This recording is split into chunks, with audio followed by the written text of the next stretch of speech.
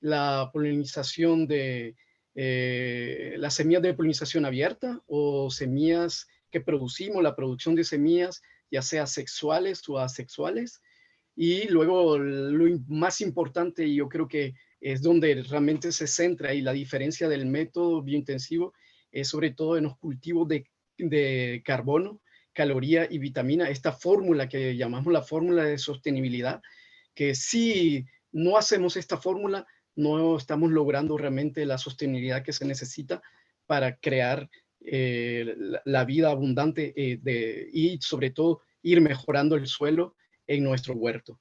Entonces, eso es muy importante. Entonces, gracias a eso, nosotros podemos combinar todos estos principios y lograr lo que llamamos un sistema realmente sostenible. Eso es lo importante que se tiene que se tiene que realizar cuando estamos trabajando con el método biointensivo. Luego aquí tengo algunas fotos sobre cómo se hace la doble excavación. Entonces aquí hay diferentes, en realidad eso se hace más que todo cuando hacemos talleres. Cuando hay talleres hay mucha gente que trabaja y que nos ayuda a hacer la doble excavación. Por ejemplo, en estas fotos miramos que siempre tenemos que trazar el área donde vamos a trabajar nuestras camas. Nosotros a esa área trazada le llamamos camas de cultivo, y trabajamos esas camas en 10 metros cuadrados. Los 10 metros cuadrados Carlos, tiene que ser, sí. disculpa que te interrumpa, solo estamos viendo todavía el video. El video sigue Ah, moviéndose. el video No sigue veo, moviéndose. sí, no veo tu foto. Perdón. Voy a parar el video.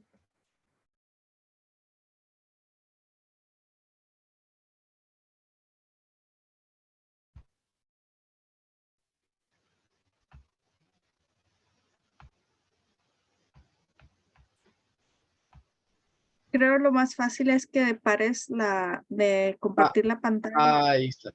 Ya, ya creo que ahora sí. Ahí sí. No, se sigue viendo el video. Creo que vas a tener que parar, Entonces, compartir. bien. Ahí estamos ya. Ahora sí. Ahora sí. Ahora sí. Muy Sí. bien. Entonces, bueno, ya eso ya la miraron esa pantalla, era más que todo, era la explicación de los 8 principios. Y aquí estamos con las fotos que yo les estaba explicando sobre las diferentes formas de hacer la doble excavación. La doble excavación es muy importante porque es una técnica, es una técnica que se hace una sola vez, depende también un poco de la estructura del suelo que tengamos. Pero sobre todo lo importante de la doble excavación es trazar nuestra cama de cultivos. Nuestras camas trabajamos nosotros con 10 metros cuadrados. Esa es la medida estándar que John Gibbons ha creado para poder ir sistematizando toda la metodología. Entonces nosotros trabajamos, los 10 metros cuadrados pueden ser creados depende de la altura de las personas. Cuando somos pequeños, lo que yo hago es más que todo cuando somos de talla baja, lo que hacemos es hacer 1,25 m por 8. Eso nos da 10 metros cuadrados y con eso podemos lograr trabajar de los dos lados la cama de cultivos. Entonces, esa es una buena medida cuando somos bajos de estatura. Si somos mucho más altos de estatura, podemos hacerlo de 1,50 m por 6, que nos da igual los 10 metros cuadrados. Luego aquí miramos en las diferentes fotos la gente trabajando la doble excavación. La doble excavación es muy importante porque nos ayuda a oxigenar el suelo, a que dentro del suelo entre aire, que se descompacte también un poco todos los minerales que estaban almacenados en la tierra, y eso nos da mucho aire dentro de nuestro suelo. Eso es la importancia, y sobre todo, lo más importante es que las raíces de las plantas van a ir mucho más profundo. Nosotros con la doble excavación, como lo explicaba John Gibbons, llegamos a 60 centímetros de remoción del suelo, y eso es lo importante, que nos va a ayudar a poder acercar las plantas también. Luego voy a pasar un poco al otro principio que es muy importante, que es la doble excavación, que es la composta, perdón. Aquí miramos las diferentes compostas. Bueno, las compostas tienen que ser realizadas dependiendo de los materiales que tengamos. Y aquí lo importante es tener toda la materia importante, que son la materia seca, materia verde, tierra, y bueno, y así vamos haciendo capas. Entonces, por ejemplo, en esta composta que estamos viendo acá, esta la realizamos hace muy poco aquí en mi huerto. Entonces es una composta hecha de materia seca, sobre todo de habas, eran habas de invierno, era materia verde de besa que es un abono verde, y entonces comenzamos con la capa seca, tierra y agua, luego capa verde, tierra y agua, hasta llegar a 1 metro. En total es 1 metro cúbico lo que nosotros hacemos nuestras compostas. Son compostas que las llamamos compostas frías. Lo máximo que va a calentar es entre 55 a 65 grados, lo máximo que va a llegar, y luego va a bajar y va a ir disminuyendo la temperatura y se va a ir degradando poco a poco. En verano, en Europa, en verano son 4 meses para que una composta esté lista. En invierno son 6 meses. Y aquí, como miramos, ahí están las diferentes capas que se utilizan para poder desarrollar y crear nuestra composta. Luego, otro punto importante son los semilleros, porque dentro de la idea del método intensivo es sobre todo sembrar casi la mayoría de nuestros cultivos los sembramos en semilleros. Ahí están viendo que sembramos frijoles, sembramos nuestras ensaladas, sembramos nuestras calabazas y también el maíz. El maíz también lo sembramos en almácigo, y la mayoría de nuestros cultivos van en almácigo. Algunas veces, en algunas temporadas, podemos sembrar, por ejemplo, casi todo lo que son frijoles lo sembramos ya sea en almácigo como directo. Depende en primavera preferimos sembrarlos en almácigo, y un poco ya entrando el verano se puede sembrar directo.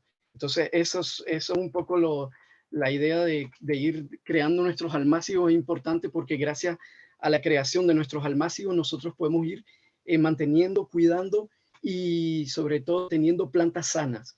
El sustrato que ustedes están viendo que usamos, que se mira ahí, es un sustrato que lo sacamos de la tierra de nuestras camas con una mezcla de composta.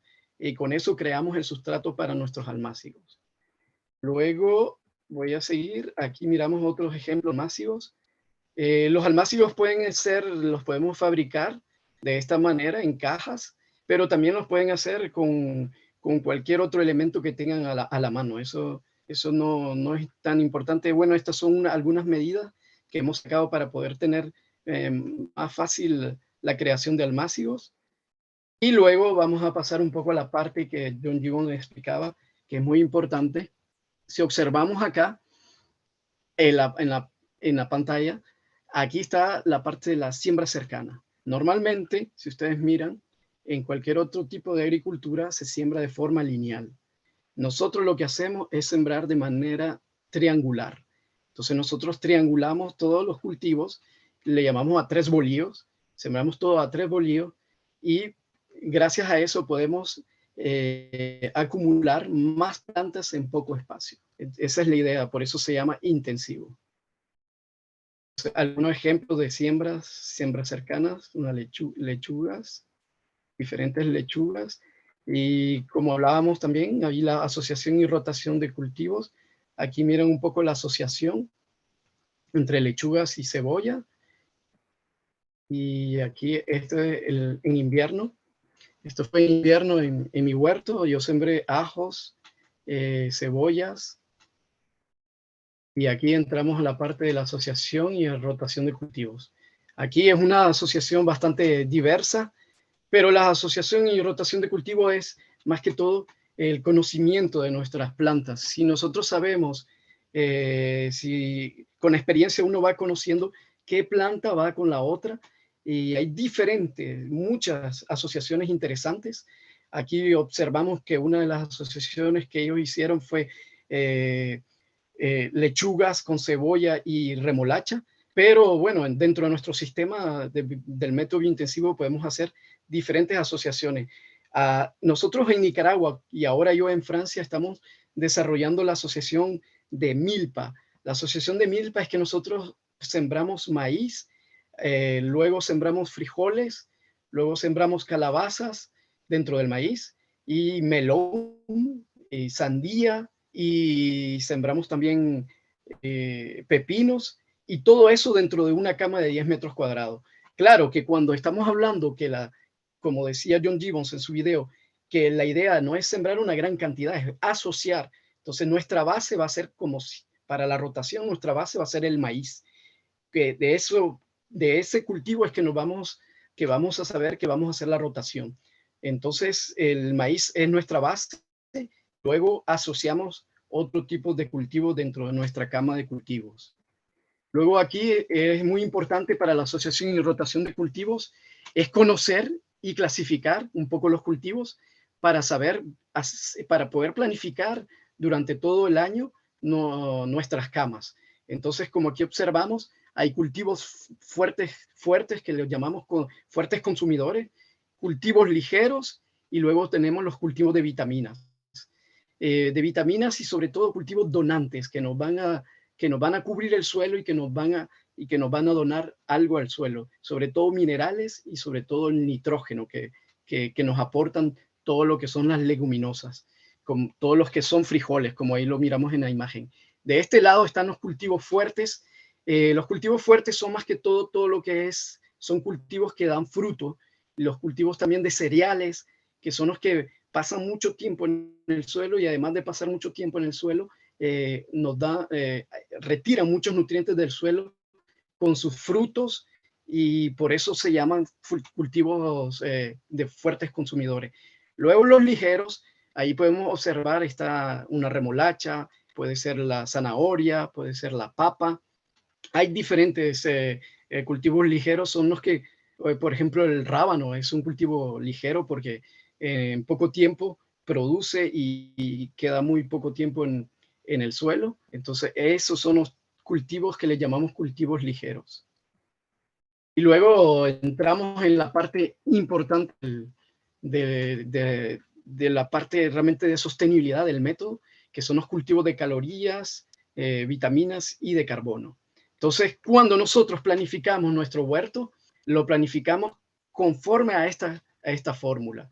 Quiere decir que nuestro huerto, por ejemplo, si tenemos 3 camas de 10 metros cuadrados, 30 metros cuadrados, vamos a sembrar 60% en esas 3 camas de cultivos de carbono, 30% de cultivos de caloría y solamente el 10% de cultivos de vitaminas, que son la mayoría de hortalizas. Como ustedes lo saben, son la remolacha, las ensaladas, los tomates, los pepinos. Solo el 10% vamos a usar. Esto es lo que diferencia de cualquier otro tipo de agricultura, de agricultura, sobre todo de huertos, el método biointensivo. Esta fórmula de sostenibilidad que es muy importante, que hay que seguirla porque gracias a esta fórmula y a cultivar el cultivo de carbono logramos obtener la biomasa importante para crear nuestra composta. Y es por eso que la importancia de esta fórmula. Entonces les voy a presentar algunos cultivos de carbono que utilizamos. Por ejemplo, aquí está el sorgo, que nos da 23 kilos de biomasa seca y a nivel de calorías también es muy importante, 3.313 calorías por kilo. Es muy importante a nivel de calorías y de energía. Luego tenemos la haba de invierno. La haba de invierno en materia seca no es tan eficiente, pero a nivel de calorías sí. Entonces lo utilizamos porque es un cultivo también que cubre el suelo y que aporta bastante nitrógeno al suelo. Luego tenemos el girasol. Girasol es una gran fuente de carbono y bueno, 18 kilos en 10 metros cuadrados de biomasa, muy interesante. Nos da muchas calorías a nivel del porcentaje de kilos. Y luego el más importante, que es el que utilizamos en América Latina y bueno, ahora en Francia yo también lo estoy utilizando y está funcionando muy bien, es el maíz. El maíz a nivel de biomasa seca se reduce un poco, pero depende de las variedades de maíz. Hay maíces que nos dan un poco más de biomasa seca. Aquí esa es una foto y el porcentaje es de España. en España les da 22 kilos por biomasa seca. A mí el año pasado a mí me dio casi 40 kilos de biomasa seca. Entonces es muy interesante el maíz. Además es un cultivo que lo podemos transformar y que podemos hacer muchos platos y mucha comida con el maíz. Y luego aquí está, esa es la materia seca y el carbono que utilizamos para nuestra composta. Muy importante esa biomasa que sacamos dentro de nuestro huerto. Y luego los cultivos que utilizamos para obtener la materia verde, porque como yo les expliqué, la composta, para poder obtener un equilibrio en nuestra composta, necesitamos tener minerales y nitrógeno. Para eso tenemos que producir también la materia verde. Entonces, aquí está una que es la besa. La besa es una bastante biomasa verde en 10 metros cuadrados, 30 kilogramos por 10 metros cuadrados. De invierno también, en 10 metros cuadrados nos dio 81. Eso fue hace 2 años. Este año, en primavera, me dio 86 kilos, 86 kilos de biomasa verde. Y bueno, entramos un poco a la parte que son las calorías. Las calorías, cuando hablamos que un cultivo es calórico, es porque es un cultivo eficiente a nivel alimenticio. Quiere decir que en solamente 4 kilos de producción podemos obtener las 2.400 calorías del día. Entonces, quiere decir que eso es muy interesante a nivel de calórico. Luego, a nivel de eficiencia de la superficie también, si en menos o a nivel de 150 metros cuadrados logramos producir las calorías necesarias en total de un año, ese cultivo lo representamos como cultivo calórico de caloría. Entonces, eso es ahí es donde clasificamos los cultivos de calorías. Los clasificamos con respecto a la eficiencia en la superficie. Entonces, algunos ejemplos de cultivos de calorías. Aquí está la batata o el camote en Nicaragua, muy eficiente en área, eficiente también en peso por kilo, muy interesante. El puerro que sembramos sobre todo en invierno, 59.000 calorías por cama, eficiente, muy eficiente, con 6.1 de camas logramos obtener todo al año nuestras calorías. Y luego tenemos la papa que es muy importante, sobre todo por el poco tiempo que pasa en la tierra y la eficiencia que nos da la papa. Y luego vamos a entrar un poco a hablar de algo muy importante dentro del método, que son las semillas. Bueno, las semillas, nosotros lo que intentamos es lograr multiplicar nuestras semillas. Al principio es cierto, ¿no? Cuando comenzamos un huerto, tenemos que intentar de encontrar semillas de polinización abierta o semillas campesinas. Son semillas que los campesinos guardan y siembran cada año. Al principio es difícil porque, bueno, debido al problema de las semillas a nivel mundial, que muchas empresas, grandes empresas, se han comenzado a guardar las semillas y a comercializar más que todo las semillas híbridas. Es muy difícil a veces encontrar semillas de polinización abierta, pero cuando tengamos la facilidad y podamos encontrar y podemos intercambiar semillas, hay que hacerlo porque es muy importante.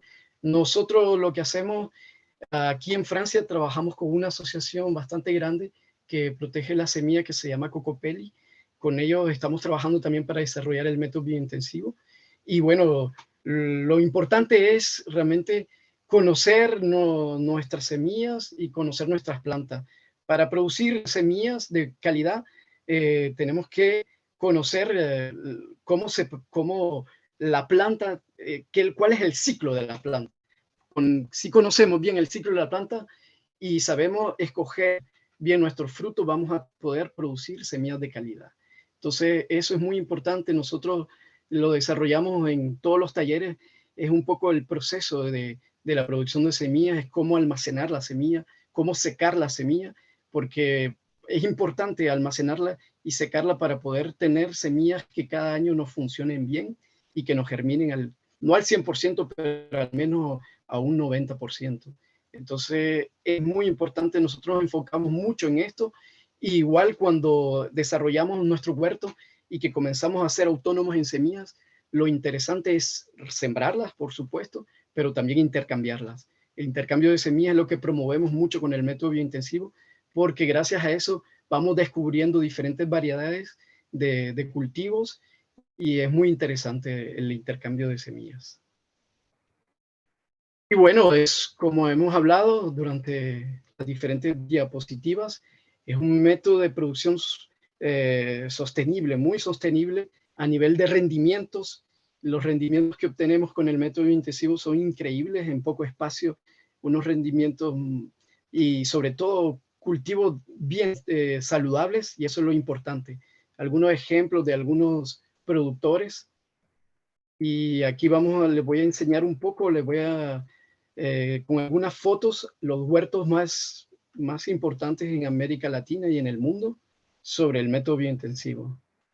Estamos viendo el huerto de John Gibbons en Willis, California, ahí donde él ha desarrollado todo y ha investigado todo sobre el método.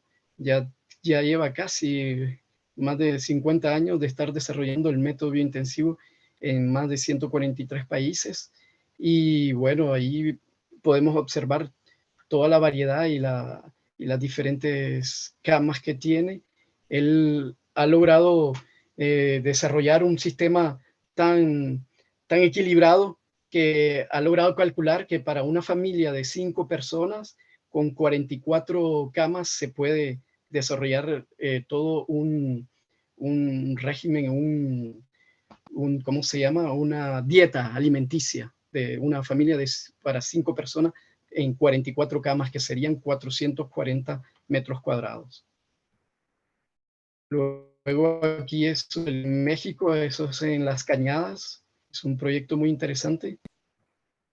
O en Rusia, las compostas, como miren ahí, están, no las han separado, las hicieron juntas y dentro de las camas. Eso también se puede hacer. Nosotros las separamos, las compostas, pero ahí en la foto, como miramos, las han hecho dentro de las camas.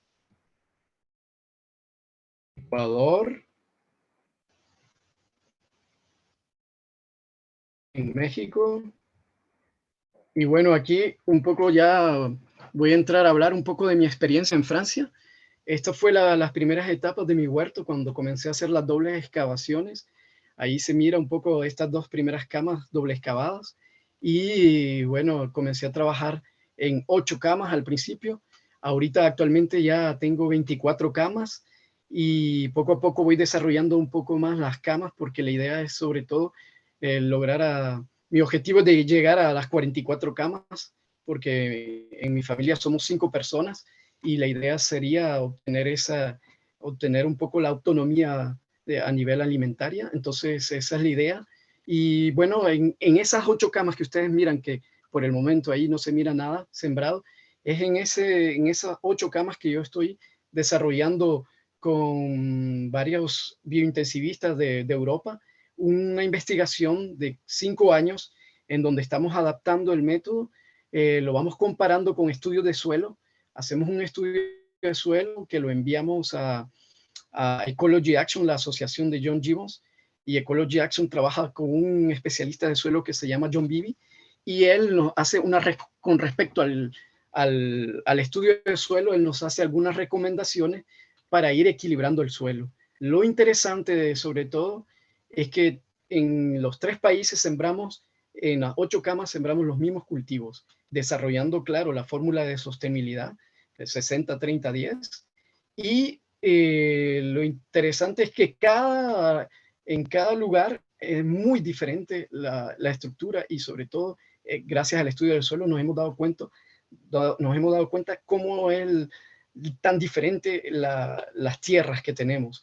Entonces la idea es un poco ir equilibrando el suelo para ir teniendo mayores rendimientos, y sobre todo el objetivo de la investigación es sobre todo para ir viendo si vamos reduciendo la cantidad de composta que utilizamos.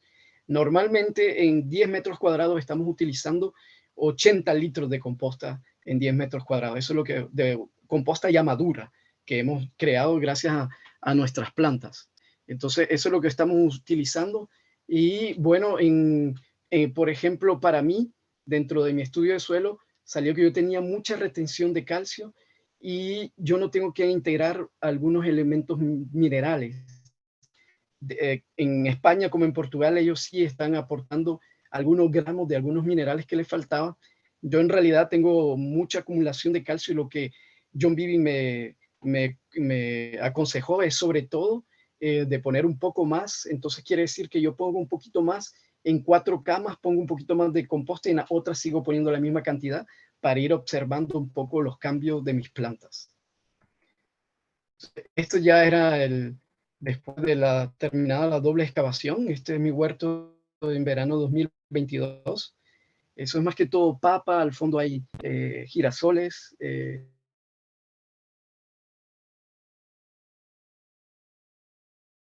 Invierno. Aquí ya tenemos una buena variedad. En invierno logré sembrar bastantes cultivos y sobre todo la haba de invierno, que la miren que está bien alta, y otro tipo de cultivos interesantes como el puerro, y cebolla y echalotes y otro tipo de cultivos. Ahí hay una gran diversificación. Es importante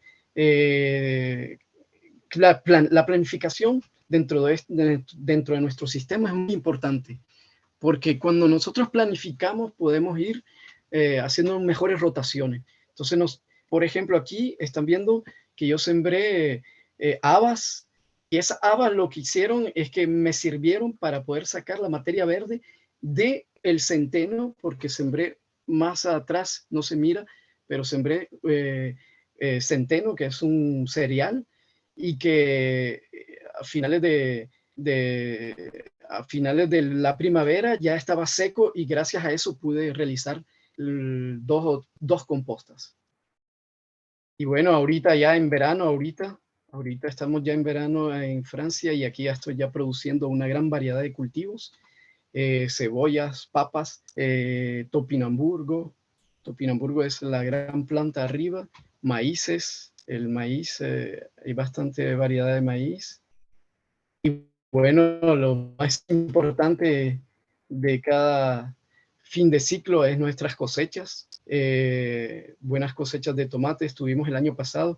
En 2 metros cuadrados produje 65 kilos de tomate. Luego ahí miran cebolla y papa revuelta, pero en realidad era todo cebolla. Y el año pasado en 2 metros cuadrados logré producir 17.5 kilos de cebolla. Luego aquí mira los puerros también fue increíble, en 1 metro cuadrado, porque sembré en diferentes lugares puerros, pero en 1 metro cuadrado donde me funcionó mucho mejor, obtuve 11 kilos de puerro. Y luego el éxito realmente del año pasado fueron las zanahorias. En 10 metros cuadrados logré producir 108 kilos de zanahoria. Entonces, son rendimientos que están a nivel intermedio. John Gibbons, gracias a su trabajo, ya tiene rendimientos mucho más grandes, porque ya el suelo de él está mucho más equilibrado que el mío. Yo apenas estoy comenzando, es mi tercer año aquí desarrollando el método. Y aquí igual, buen éxito también de las ensaladas, de las lechugas, porque en ese espacio que ustedes miran hay 52 lechugas y solo son 2 metros cuadrados. Y bueno, muchas gracias y eso sería todo.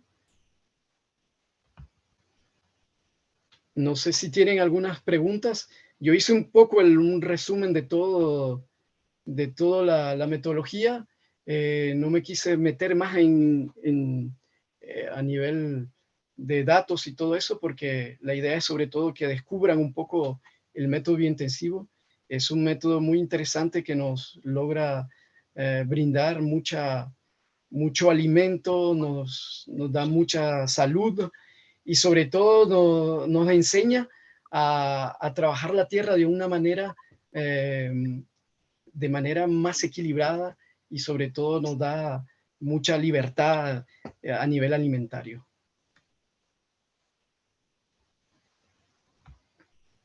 Federico, thank you so much. We'd like to take this moment to invite, we have some time for a few questions if folks would like to raise their hand or share those in the chat, Sí. and we will share them with you. Claro.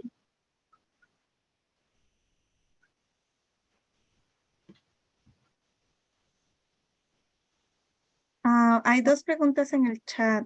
Una es, Scott pregunta, ¿qué quiere decir con cultivo de carbono y calorías y cultivo de vitaminas? ¿Puedes explicar más lo que quiere decir? Perfecto. Entonces, los cultivos de carbono son sobre todo lo que son cereales y que nosotros los utilizamos sobre todo por la biomasa que nos brindan y sobre todo porque acumulan mucho carbono. Entonces, a eso lo clasificamos como cultivos de carbono que después, cuando ya están secos, eso es lo que utilizamos para la creación de nuestra composta. Luego, los cultivos de calorías son los cultivos que son muy eficientes a nivel de energía. Son, por ejemplo, yo di algunos ejemplos, era la papa, la batata, son cultivos que en poco espacio nos dan mucha caloría para nosotros mismos. Entonces son cultivos que es para nuestra alimentación y para obtener mucha energía. Y luego los cultivos de vitaminas son la mayoría de hortalizas, las ensaladas, el tomate, el pepino, todo lo que realmente nos brindan vitaminas importantes para nuestro cuerpo. Eso sería más que todo la explicación global de la clasificación global de los cultivos de calorías, carbono y vitaminas. Y la segunda parte de la pregunta de Scott es que si has utilizado carbón biológico o carbón vegetal mezclado con la composta incorporado en el suelo, como batido en el suelo. Sí. Bueno, en realidad, como lo expliqué desde el principio, nosotros no utilizamos ningún elemento externo porque no lo necesitamos.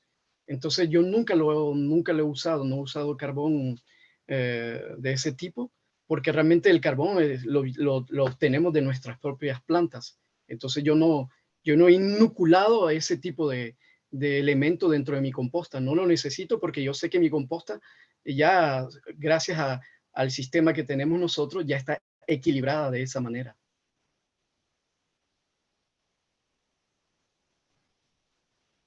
Scott dice, gracias, maravilloso ver tu método y gracias por enseñarlo. Sí, gracias.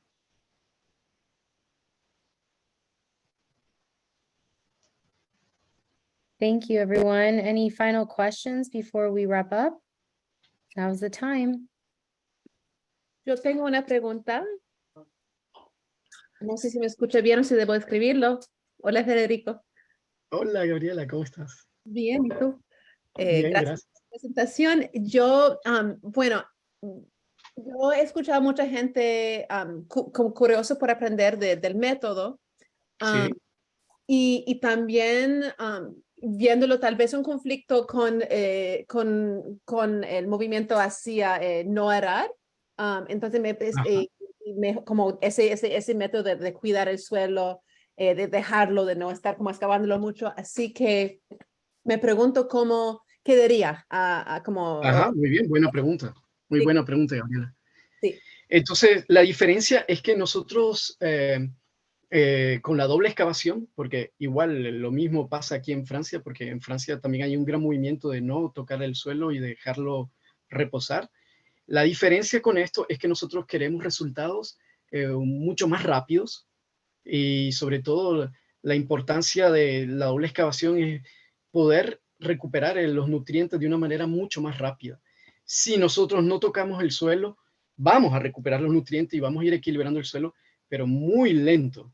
Quiere decir que los resultados van a venir poco a poco, pero el suelo, como no lo vamos trabajando de esta manera, va a ser difícil saber si en un momento dado está equilibrado o no, porque para poder no tocar el suelo hay que aportar elementos externos. Por ejemplo, mucha paja, por ejemplo, otros elementos como madera triturada y otros elementos para no tocar el suelo y que esta materia se incorpore al suelo poco a poco, que es lo que se hace un poco en los sistemas de agricultura, de permacultura.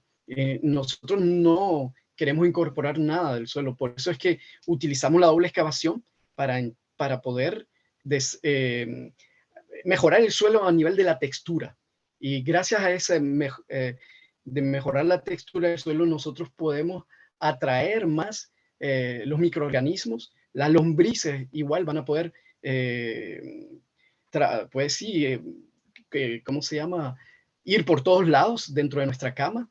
Y eso es lo que es importante de la doble excavación. Y lo más importante sobre todo es que nuestras raíces de las plantas van a ir bastante profundo y todavía van a profundizar más y van a ir desarrollando más suelo en profundidad. Entonces, eso es también lo que es interesante de la doble excavación, a diferencia de no tocar el suelo. Cuando no tocamos el suelo, tomamos mucho más tiempo.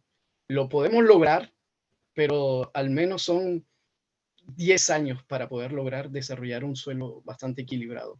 Nosotros estamos hablando con el método intensivo que en los 2 o 3 primeros años ya tenemos resultados increíbles. El suelo se equilibra y poco a poco vamos viendo que las plantas no tienen ninguna enfermedad. Este año es mi tercer año. El primer año tuve algunas enfermedades y este año ya no tengo nada de enfermedades. Las plantas están súper sanas y poco a poco voy equilibrando la materia orgánica, voy equilibrando sobre todo el pH, que es lo más importante, y gracias a eso el suelo lo podemos ir siguiendo. Y eso es también la parte importante del método intensivo, que podemos irlo siguiendo poco a poco. Cuando nosotros incorporamos elementos externos, no hay un gran seguimiento porque no sabemos la cantidad de elementos que estamos incorporando. Gracias. Hay otra pregunta que Ujú. dice que si esto se puede hacer en una cama aquí urbana, ¿no? Las camas Sí, elevadas que se usan en los sí, jardines. claro. Claro, sí, claro. Por ejemplo, aquí en Francia no, pero en Nicaragua yo trabajé durante casi 6 años en un proyecto de huertos urbanos en donde se trabajaba con camas, con la doble excavación, camas elevadas.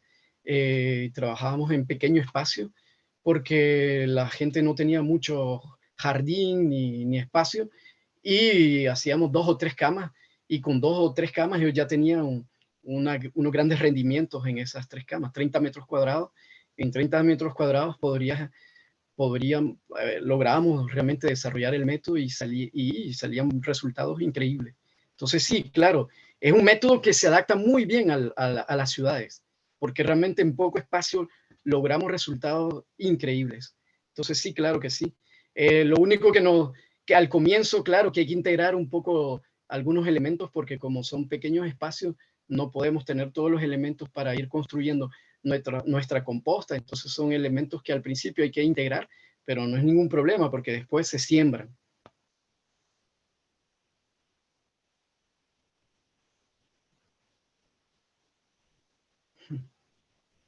Con, All right. con la And pregunta esta que, perdón, ¿Sí? ¿tenemos tiempo todavía o no? sí, tenemos, Sí, we sí. have a few more minutes. Ok. Con esta pregunta de los jardines sin arar, siempre se ara el primer año. O sea, yo no miro no lo miro competencia porque nosotros el primer año Ajá. para quitar la grama, por ejemplo, o lo que esté, siempre se ara. Claro, claro. Se rompe Se la rompe tierra. el suelo, Entonces, sí. sí, Sí, siempre se rompe el suelo. Creo que no es competencia, creo que es falta de cambio de conocimiento, intercambio de conocimiento, sí, porque exacto. parece muy parecido al método de lasaña que le llaman aquí. Exacto, sí, exacto, sí. Sí, como una Ujú. combinación de las dos. Gracias por tu Sí, presentación. sí, gracias a todos. Sí, no, es cierto. Solo para terminar en ese punto, sí, es verdad que no. En realidad, lo interesante de un poco de de la doble excavación, porque es ahí el punto importante. La doble excavación lo que hace sobre todo es que tu suelo se va a ir estructurando rápidamente, la textura cambia. Dentro de cuando hacemos lo de incorporar del exterior y todo esto, el suelo cambia, pero va cambiando muy lentamente. Es solamente esa la diferencia, realmente. Después de que hace la doble excavación, no se vuelve a hacer más. Ya no, porque gracias, como lo expliqué en la presentación, gracias a la rotación y asociación de cultivos y la incorporación cada ciclo de composta, el suelo se va equilibrando poco a poco. Por eso es que llevamos una planificación detallada de cada año. Y gracias a la fórmula de sostenibilidad logramos tener una planificación concreta. Porque como manejamos porcentajes dentro de nuestro sistema, eso nos ayuda a hacer una planificación interesante. A veces complicada, porque cuando queremos lograr tener el 60% de cultivos de carbono, en algunos momentos, sobre todo en invierno, es difícil obtener los cultivos de carbono. Entonces, por eso es que utilizamos los abonos verdes. Nosotros en invierno sembramos abonos verdes porque sabemos que no vamos a obtener el 60% de cultivos de carbono, pero vamos a obtener biomasa verde que nos va a servir para poder sembrar en primavera cultivos de carbono y un poco equilibrar el sistema gracias a eso.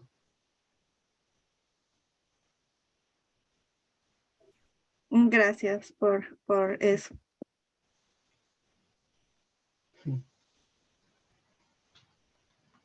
Sí, puedo hacer una pequeña pregunta I antes just que want to Sí, sí. thank Federico so much for everything that you have shared with us today.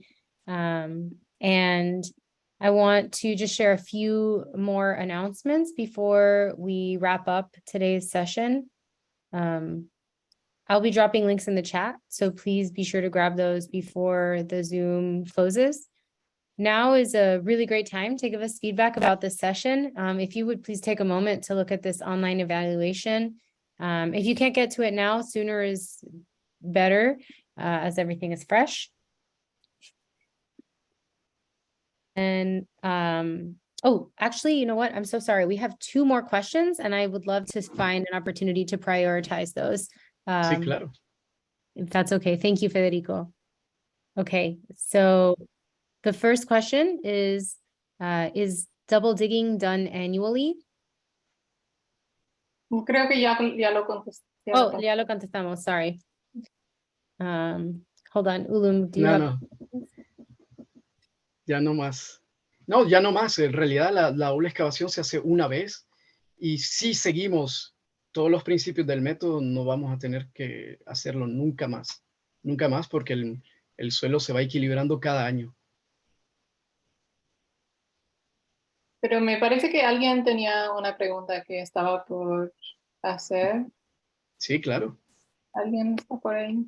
Había otra pregunta en el chat de si puedes mandarnos una lista de la compañía de plantas, de cómo acompañar Sí, claro. plantas. Sí, tengo una gran lista. Sí, claro, la mando, por supuesto. Y creo que la otra persona que iba a preguntar fue Rubén. So Sí. te dejo. Gracias. Carlos, muchas gracias por su presentación, muy interesante.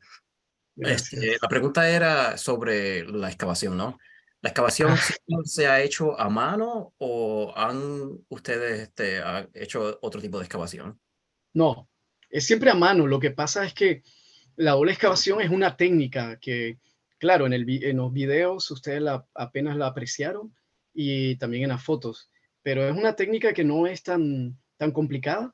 Es más que todo una técnica que al principio es físico un poco, pero tiene su técnica y si realizamos bien los gestos técnicos para hacer la doble excavación, bueno, yo que ahora ya tengo bastante agilidad haciendo la doble excavación, en 5 horas tranquilo, sin tomar mucho tiempo, tal vez en 2 o 3 días me hago una doble excavación de 10 metros cuadrados. Entonces, pero es poco a poco, no hay necesidad de ir rápido. Y sobre todo es utilizar los gestos buenos para hacer la doble excavación. Pero nunca hemos usado ninguna máquina, no. Al contrario, eso sí, hemos usado herramientas, por ejemplo, la doble mango, que es una herramienta de doble mango que se parece a un trinchante, pero es mucho más ancha y con diente a 30 centímetros. Y con esa sí la usamos porque eso nos ayuda un poco a ir un poco más rápido. Entonces, eso sí, estamos utilizando diferentes herramientas para poder ir mejorando y avanzando más en la técnica de la doble excavación. Gracias. Sí. Thank you. Okay, last call for any final questions. We'll have, 1 more minute. Sí. Okay. In the meantime, ¿No? if we could have folks just fill out the survey that we just shared. And then the second quick announcement before we wrap up today is just a reminder about the online auction that will be supporting our year-round programming and advocacy work. If you're able to bid, we encourage you to bid generously. We'll be sharing that link as well. And yes, lastly, just please join me in thanking Federico Gomez Camay. We really appreciate everything that you shared with us and all the important work that you are doing. Thank you for joining us, and we really appreciate it. Muchas gracias. Muchas gracias a todos y bueno, estoy muy contento de haber participado en esta conferencia. Y bueno, si todavía hay algunas preguntas, me las pueden mandar. Y bueno, yo tengo mucha información y muchos datos sobre el método, pero que eso se puede ir compartiendo con la gente que le gustaría trabajar el método. Absolutely. That's lovely. Thank you for offering that. Great. I also just want to give a quick thank you to all of our interpreters who have made it possible for us to host Federico and share his knowledge with so many people. Thank you all so much for the work that you do to make this talk accessible.